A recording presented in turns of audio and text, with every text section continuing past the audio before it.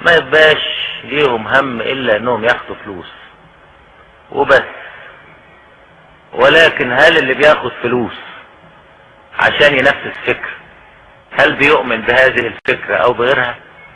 اللي ياخد فلوس عشان فكرة يبقى لا يؤمن بهذه الفكرة ولا يؤمن بغير هذه الفكرة ولا يعتمد عليه. طبعا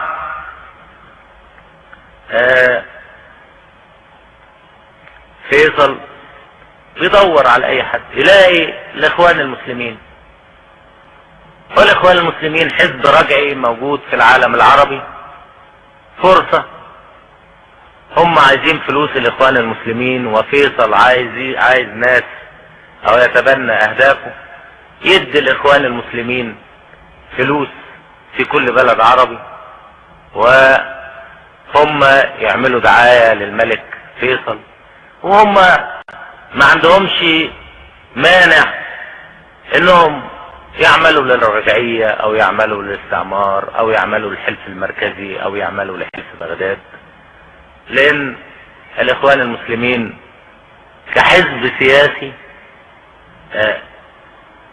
يسير في طريق الاستعمار وطريق الرجعية. اذا وبعدين هيعملوا ايه الاخوان المسلمين؟ كم واحد من الاخوان المسلمين اللي هربوا سنة 54 او اللي كانوا موجودين في الخارج راحوا في موسم الحج، فيصل اداهم فلوس وراحوا في المساجد او في الكعبة وفي المدينة يهاجموا جمال عبد الناصر والثورة في مصر، ويوزعوا كتب طبعها فيصل وصارف عليها ضد الثورة وضدنا، والمصريين الحجاج كانوا بيقطعوا الكتب، وفي ناس كانت بترد على الخطباء، وحصل طبعا مشادات كتيرة، وفي ناس من الحجاج قبض عليهم. ده اللي بيعمله فيصل تحت اسم الاسلام وتحت اسم المسلمين. وحلت الاحزاب واصطدمنا مع حزب الاخوان المسلمين في ال4 سنين، سنة 53 وسنة 54.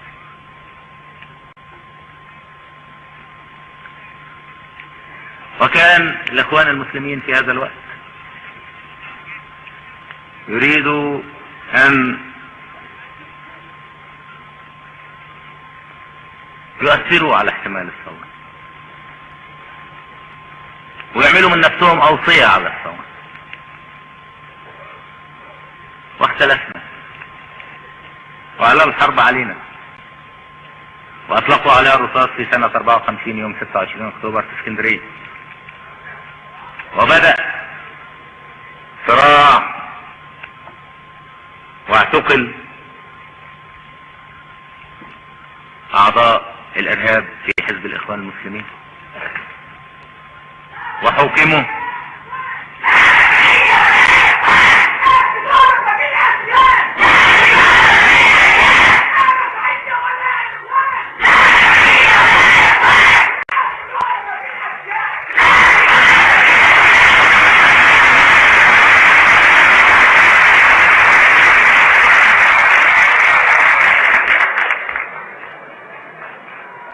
في سنة 54.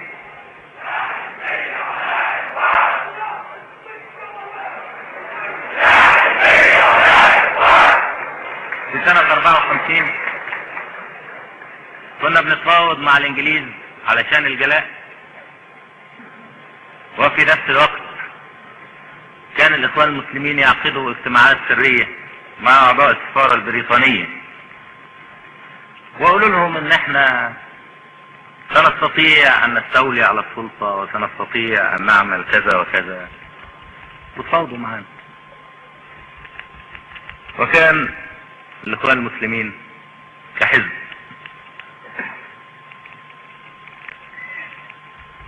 لا يمثل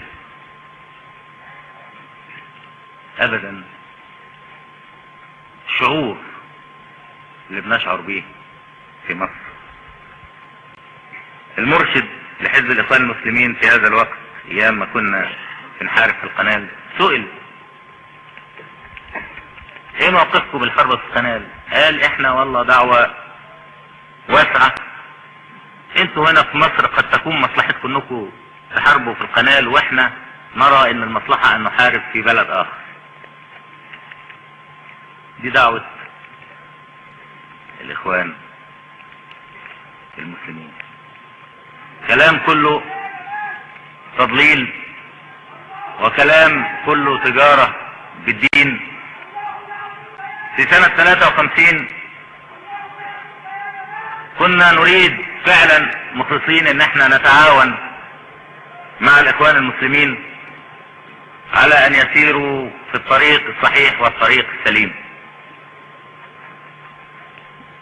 وقابلت المرشد العام للاخوان المسلمين وقعد وطلب مطالب. طلب ايه؟ اول حاجة قال لي يجب ان تقيم الحجاب في مصر وتخلي كل واحدة تمشي في الشارع تلبس طرحة.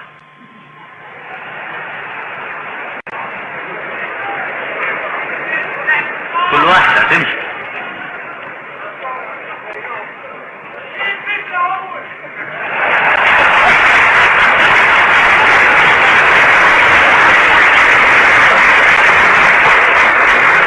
بيقولوا رجعنا لايام الحاكم بامر الله اللي كان بيخلي الناس ما يمشوش بالنهار ويمشوا بالليل.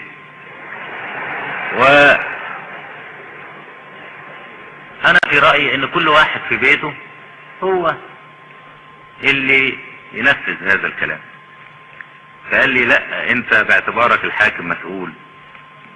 قلت له يا استاذ انت ليك بنت في كلية الطب مش لابسة طرحة ولا حاجة،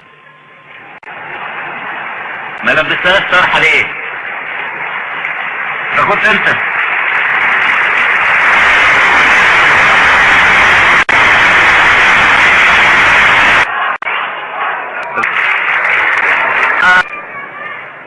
انا في رأيي ان المرأة حينما تعمل نحن نحميها، لان اللي بيضلوا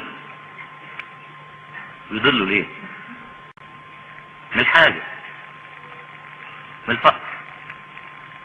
بنعرف واحدة انها عيان او ما عيانة وما لقيتش فلوس، كلنا نعرف الحكايات اللي كانت تحصل بهذا الشكل، اضطرت تفرط في نفسها.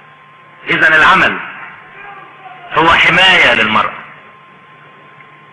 اما منع المرأة من العمل فهو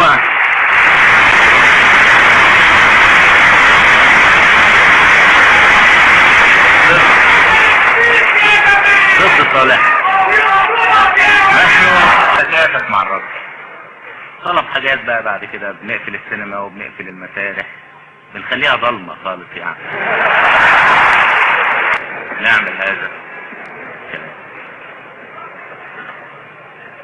صدبوا معانا بعد الحاجات دي، وبدأ في 54 بالتضليل تحت اسم الدين، وبدأوا محاولة الاغتيال، وفي نفس الوقت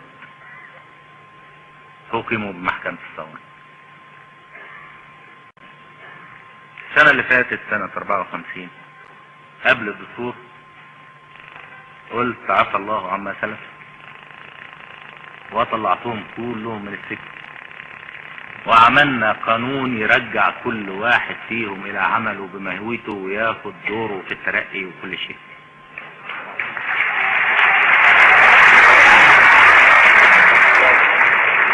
سنة قصدي 64، انا قلت 54 سنة 64. في سنة 64 عملنا هذا القانون وطلعه. في سنة 65 مسكنا مؤامرة الاخوان الجديدة، الجهاز السري وخطط الاغتيالات والتدمير وكلام الواحد اما يشوفه ويستغرب، يقولوا ان كل هذا الشعب شعب كافر. ومحدش مسلم غيرهم، وهم عليهم انهم يستولوا على السلطة، وربنا اللي يحكم مش الانسان اللي يحكم. طب ازاي ربنا يحكم الا اذا كان ليه رسول؟ كلنا عارفين في اول الاسلام كان هناك رسول يقول لك ان احنا نرفض التمثيل الشعبي، نرفض البرلمان، نرفض كل هذا، ولكن حكم الله. مين حكم الله؟ المرشد، اكبر واحد فيهم هو خليفة الله وهو رسول الله. واحنا كلنا كفرة، مش احنا بس، كل العالم، كل الدول العربية حتى اللي هم قاعدين فيها النهاردة، وكل الدول العربية دي كافرة بملوكها برؤسائها بكل واحد فيهم كافر. ده الكلام اللي قالوه، وما حدش مسلم غير الاخوان المسلمين.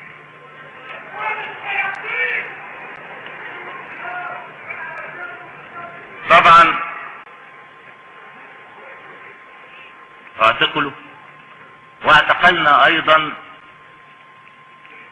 جميع تنظيمات الاخوان المسلمين القديمة، وقلنا ان العملية مش عملية بسيطة، عملية مش عملية اغتيال جمال عبد الناصر. اغتيال جمال عبد الناصر هيطلع 1000 واحد زي جمال عبد الناصر، ولكن اغتيال الشعب لا يمكن ان احنا نقبله اي حاجة منه. والتدمير ثم الفاشستية اللي بينادوا بيها بانهم بيحكموا باسم الله، وهم في هذا لا ينفذون اي شيء ولا يقصدوا اي شيء الا ان يكون فيه حكم فاشستي فعلا. وبدأنا نستعرض حالاتهم كلهم. الناس اللي اشتركوا في هذه التنظيمات السرية كلهم هيتقدموا المحكمة. الناس الخطيرين اللي افرجنا عنهم سنة 64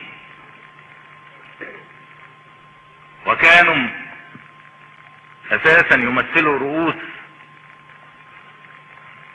في الجهاز السري او اعضاء خطيرين، دول هنعتقلهم. بعد كده الباقيين يطلعوا نفرج عنه ونديهم فرصة تانية، نديهم فرصة تانية. بعد كده اذا اي واحد فيهم لعب بديله بنعتقله ومش هنخرجه ابدا من المعتقل. كفاية احنا لا نستطيع ان نقامر بمكاسبنا اللي حققناها في 13 سنة اللي فاتت، ولا نستطيع ابدا ان نتهاون في مصيرنا، ان نسلم انفسنا لاعوان الاستعمار والرجعية مهما كان اسمهم، ولو كان اسمهم اخوان مسلمين. احنا كلنا نعرف ان الاسلام في هذا ليس الا خديعة علشان يضحكوا بيها على عقول الناس وينضموا ليهم. اما هم لا هم مسلمين ولا هم اخوان، هم ناس حاقدين حاقدين. الحقد يملأ قلوبهم ويملأ نفوسهم. قيادتهم الموجودة في الخارج تعاونوا مع حلف بغداد، تعاونوا مع الدول الاستعمارية، تعاونوا مع جميع اعدائنا، تعاونوا مع الرجعية العربية، واثبتوا بالدليل الواضح ان حزب الاخوان المسلمين او حركة الاخوان المسلمين ليست الا حركة تعمل لحساب الاستعمار وحساب الرجعية، يمولها الاستعمار وتمولها الرجعية.